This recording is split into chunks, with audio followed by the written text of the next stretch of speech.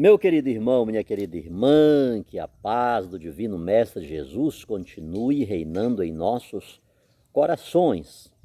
E depois de duas consecutivas celebrações em honra a Maria Santíssima, aquela que mesma proclamou, doravante todas as gerações me proclamarão de bem-aventurada, é inadmissível não querermos estar debaixo do seu manto materno, do seu manto de amor. Essa mãe, que mais que qualquer outra mãe, está atenta aos detalhes, sobretudo aqueles momentos terríveis, angustiantes que pairam sobre cada um dos seus filhos. E coube a ela ter o filho mais especial, o filho digno da maior das atenções. Então, aquela que serviu para ser a mãe do nosso Salvador, o filho por excelência. O helicóptero está passando aqui, mas eu não vou agora, tá? Pode ir para lá que não vou não. Eu estou ocupado aqui.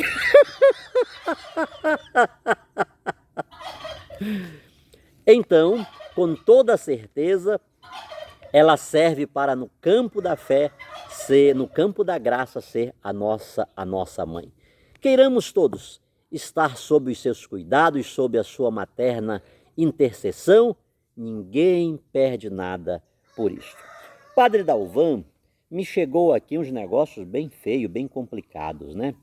E eu vou pedir o seu apoio aqui pelo final, né? Eu vou entrar com o comentário.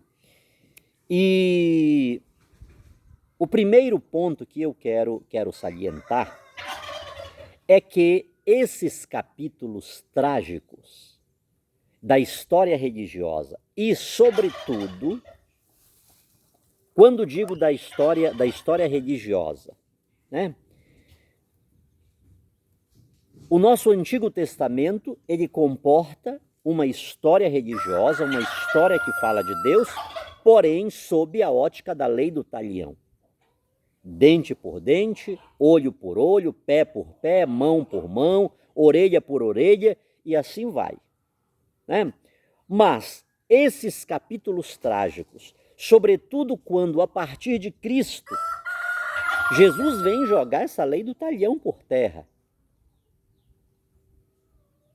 Claro que temos que compreender, à luz da literatura judaica, porque Jesus disse dá outra face, caminha 2 milhas, dá o manto, né? É preciso a gente compreender. Mas Jesus, ele veio jogar por terra aquela lei eu não vou dizer da perversidade, mas era algo que era natural acontecer naquele momento, naquele instante.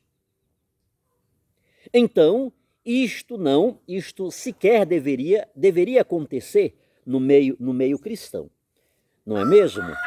Em nenhuma medida, esses capítulos trágicos deveriam acontecer.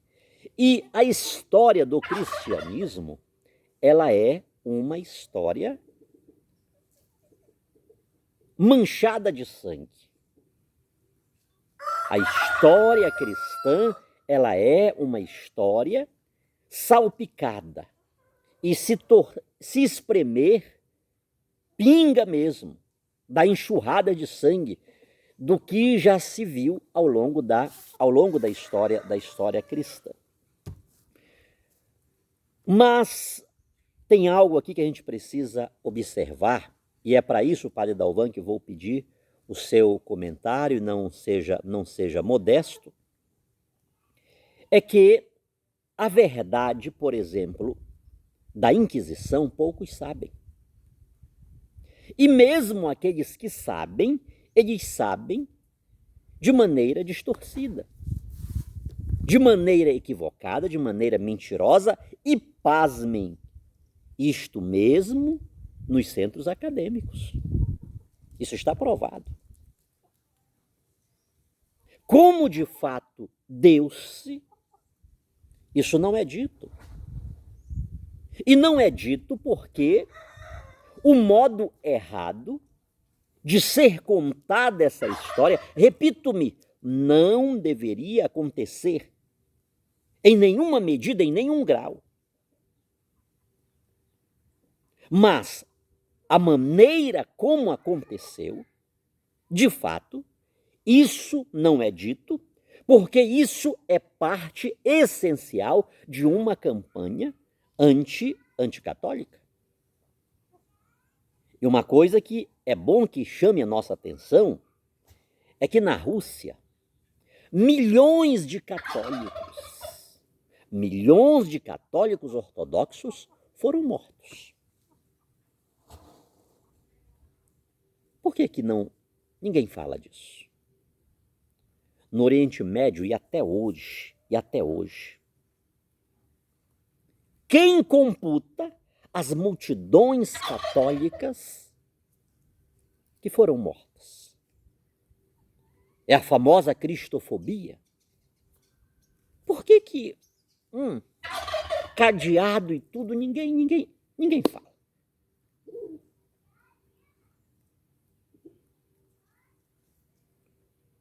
Os milhões de católicos mortos pelo regime comunista chinês.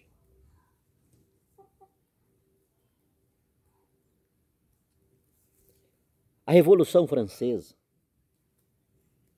o Reino do Terror, aquelas 16 freiras, tem filmes sobre isso, muitos documentários, que foram à guilhotina em praça pública, as 16 carmelitas. Em Honduras,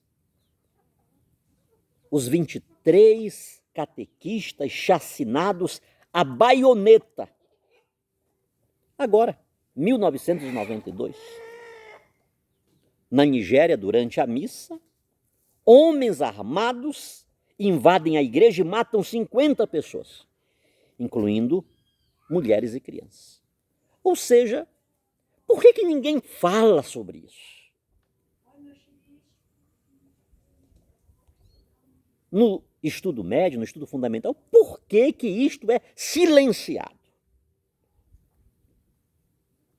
Quantos católicos Calvino mandou para a fogueira?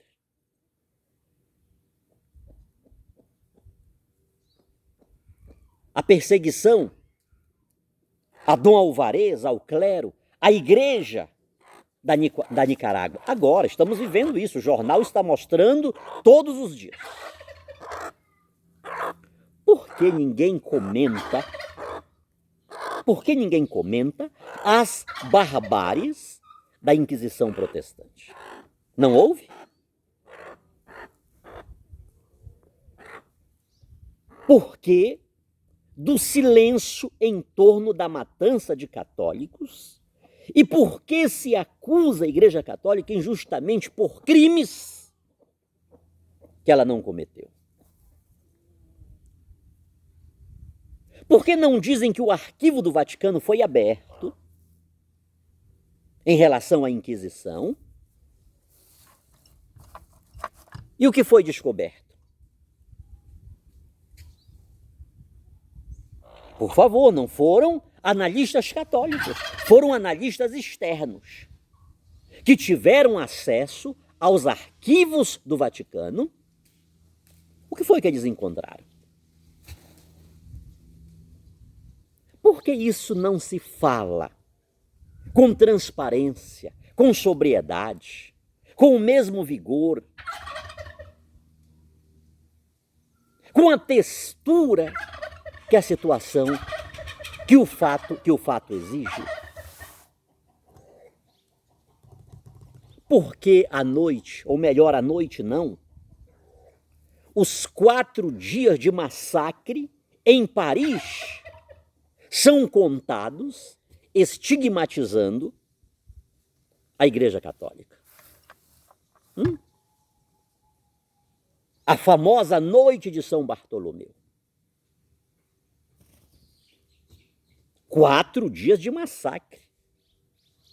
Os historiadores modestos dizem que foram 3 mil, 5 mil, mas chega-se a dizer que foram mais de 10 mil.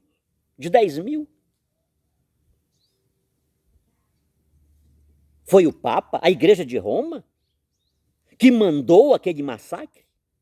que ordenou que aquilo acontecesse? Por que se tira a situação, o texto do contexto?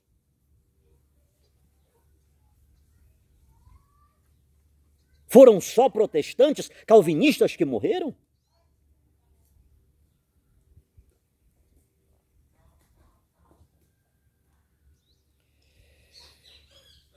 Lamartine, meu irmão, se você tem, se nós temos, e quem tem, muitos têm, o Antigo Testamento, hoje, é por causa da Igreja Católica.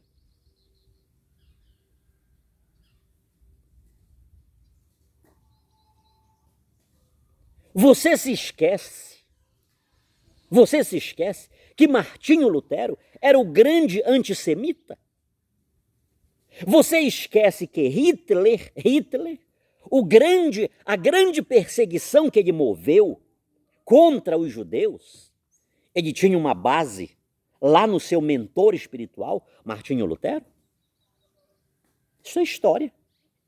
Esse capítulo, essa página você não lê, por quê?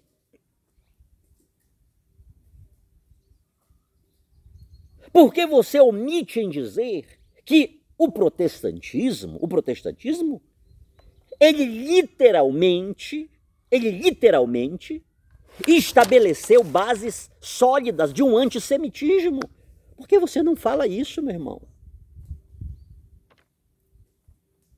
Seja sóbrio, falar a verdade.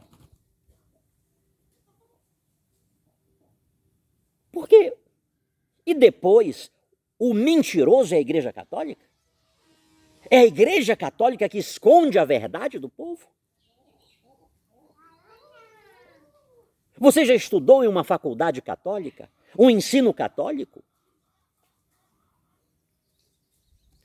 Eu sempre conto, é uma experiência particular, pessoal, que no ano de 2000, eu entrei para a Igreja Católica em 1998. Em 2000, a Arquidiocese de Belém do Pará, à época o arcebispo era o saudoso Dom Vicente Joaquim Zico, ele abriu o primeiro curso de teologia para leigos. E eu entrei naquele curso. Todos os nossos professores, com exceção de um, o professor de filosofia, os demais todos eram padres e bispo. O Dom Carlos Verzeletti também era nosso professor, eu acho que de espiritualidade, não lembro agora. Com exceção de um professor. E um curso de teologia, você tem uma ideia de quantas matérias estão em apreciação. Apenas o professor de filosofia, inclusive ele estudou para ser padre, mas decidiu que não iria ser padre, casou e ficou atuando na igreja. O nosso professor de história da igreja era um padre, Padre Cid. E quando ele ia dar a aula, a matéria história da igreja, e ele tinha um jeito meio frio de transmitir a sua aula. A nossa turma tinha 180 alunos, era uma turma grande. Restou, acho que uns 30 ou 40. Quando o Padre Cid começava a dar a aula de história da igreja, levantava-se aquela renca de alunos. Pegava os seus pertences lá e dizia, isso aí é mentira, é conversa furada. A igreja ensina os lapsos dos seus filhos. Entra lá, Lamartine. Ela não esconde, ela não tira a situação do seu... Isto aqui aconteceu, são pontos históricos, fatos históricos.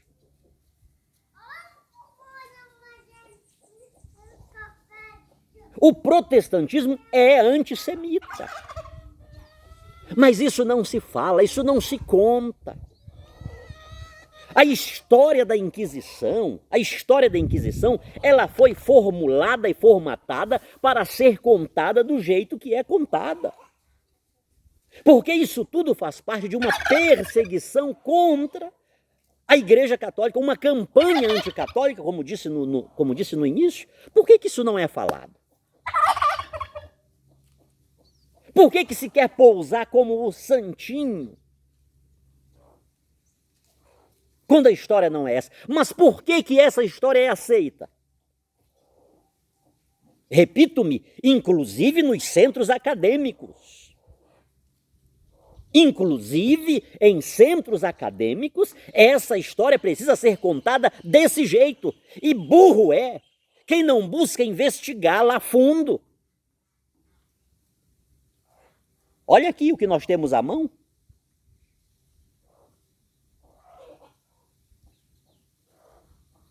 Então, meu querido, eu vou parar por aqui. Eu só quero te perguntar, Padre Dalvan, a alegria desse descontexto, de onde vem?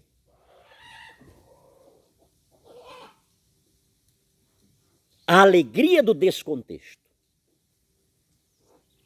Inclusive, quando se fala dos padres da igreja, o protestantismo convencionou não chamar de padres, de pais da igreja, mas é uma expressão que vem dos padres da igreja. Se quer mudar a nomenclatura, mas a origem é esta, é padres da igreja. Até quando se pega uma frase daqueles homens, porque se tira-se do contexto. Pega a frase isolada, olha aqui o que ele disse. Totalmente fora do contexto. Padre Dalvan, a pergunta que fica é essa, no meio desta imatura reflexão. De onde vem a alegria do descontexto? Da meia-verdade? Esse ódio tremendo, terrível, avassalador. Esse ódio que só ele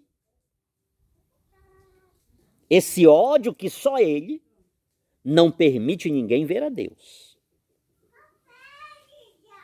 Esse ódio que só ele não permite ninguém ver a Deus. Porque quem quer construir o reino de Deus em cima de um fato que não aconteceu, repito-me, quantos crimes são imputados sobre a Igreja Católica que ela nunca cometeu? E isto se aceita, isto é aceito com naturalidade, e isto é propagado, isto é capilarizado. Porque isto faz parte desta campanha anticatólica, que não é de hoje, e hoje está aí. Fiz aquelas enumerações, por que ninguém fala? Por que quando, em um cenário protestante, os irmãos estão sofrendo, estão sendo perseguidos, por que a igreja se manifesta? Porque eles estão falando de Jesus, eles estão falando de Deus. E a Igreja Católica arregaça as mangas e toma partido e toma luta. Não são coisas que a gente deve pensar, meditar, refletir? Por que é assim? Não esqueçamos o que fizeram com Jesus. O seu processo durante a noite, o sinédrio reuniu-se, constituíram testemunhas. São Paulo vai dizer da estirpe dos vagabundos para condenar o príncipe da vida. O próprio Paulo. Eles sofrem ataques e lá está dito. Pessoas religiosas. Eram pessoas ditas religiosas. Os homens de bem, os homens mais eminentes da cidade, reuniram-se para perseguir o apóstolo, para perseguir os cristãos. Então, isto repete-se aos nossos olhos e ninguém fala nada. Quem vai para o céu desse jeito? Que incoerência de mensagem salvífica, de mensagem de Jesus Cristo é pregada? Imputando algo sobre alguém, e eu não estou aqui apagando aquilo que disse no início. Essas tragédias, sobretudo em meio religioso cristão, não deveriam haver em nenhuma medida, Eu não estou aqui apagando as incoerências, as contingências humanas dos mais eminentes filhos da igreja, não estou apagando, não.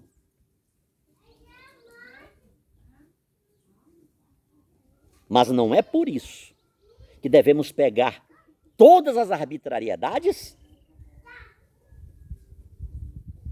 e estigmatizar sobre a igreja. Padre Dalvão, um abraço, fica com Deus. A gente se encontra por aqui, com certeza o Senhor com uma palavra sacerdotal, uma palavra de pastor, uma palavra sóbria que pode nos iluminar nesta direção. Sobre todos nós, hoje e sempre, a bênção de Deus Todo-Poderoso, que é Pai, Filho e Espírito Santo. Amém. Amém.